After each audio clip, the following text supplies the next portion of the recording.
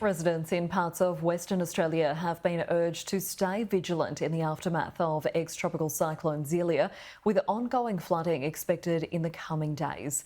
Joining me live now for more on this is Damon Knight, also better known as the Pilbara weather guy. Damon, thanks so much for your time this evening.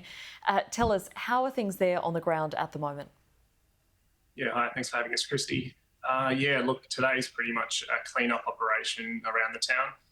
There's a lot of downed trees and we've had some minor flooding in certain areas. So essentially today was let's assess the damage and see what we had yesterday afternoon as it came across the coast. And where were you when the cyclone made landfall, and can you describe what it was like? Yeah, so in my residence, I'm actually on the beach, so very close to where the action was.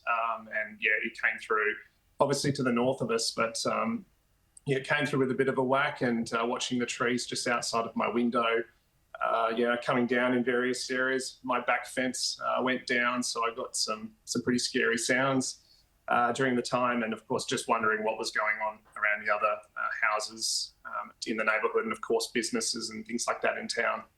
Yeah, absolutely. There was a fair bit of uncertainty, as is the case with all cyclones, about exactly where Zelia would make landfall. Thankfully, Port Hedland was spared from direct eye impact.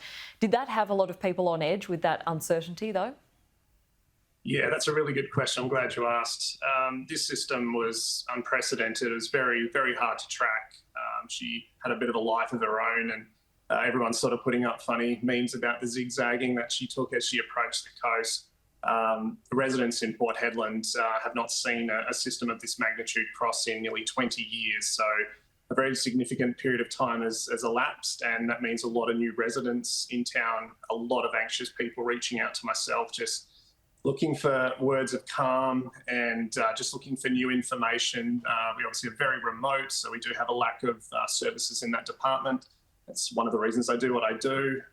But essentially, I think that the town really sort of rallied together and just to reassure each other and make sure that houses and businesses were well prepped, given this thing stalled for a very long time as it made way towards our coastline.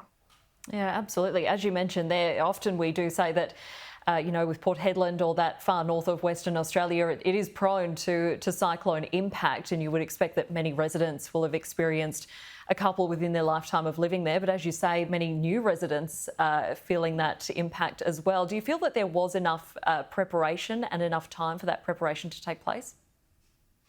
Yeah, a bit of a segue on from that. So initially when we were tracking this system as a tropical low coming in down from the Kimberleys, it was looking like initially it might hit us on Monday night or even Tuesday. So this was Friday when we first had some known warning of it. And throughout the week, it was just a constant stalling and zigzagging, and the conditions and the environment around her just changed all the time. So it was getting very difficult for all of our services, including the international services that are watching, to track this system. And it was really down to the hour as to where she crossed in the end. And of course, reaching Category 5 strength was the ultimate bullet. And our new phrase in town, I think, starting this week, is going to be, "We dodged the ultimate bullet." Yeah, absolutely. Did many people head to the evacuation centres, or did many stick it out in their own homes? I haven't heard any numbers specifically, but I do believe most residents really did hunker down in their own homes, which of course is a good sign. We did have a very scary warning, which was the storm surge, which is often something that's forgotten about.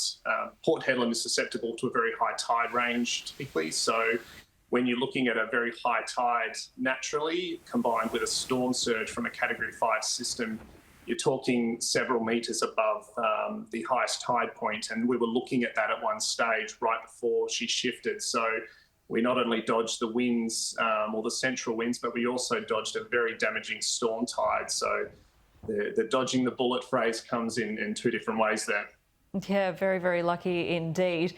Now, in terms of the threat going forward, you mentioned that you're in the clean-up sort of phase now. Is there still a bit of flooding around Port Hedland? I know that there's some flood warnings still in place across parts of Western Australia there, with that system expected to continue to produce heavy rainfall.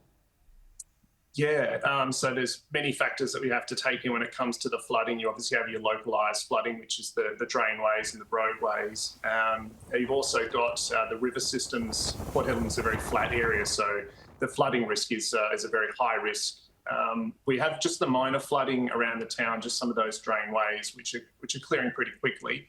But we do have those rising rivers, as people can probably see through some of the footage, which will occur over the course of today as those floodwaters make way back towards the coast from where the cyclone crossed. So we do have to keep an eye on that as well. We do have remote communities which lie along those rivers. All right, we'll keep an eye on that going forward. Damon Knight, thanks so much for your time this evening. We appreciate it. Glad to see that you and members in the far north are safe. Thank you, Chrissy. Appreciate it.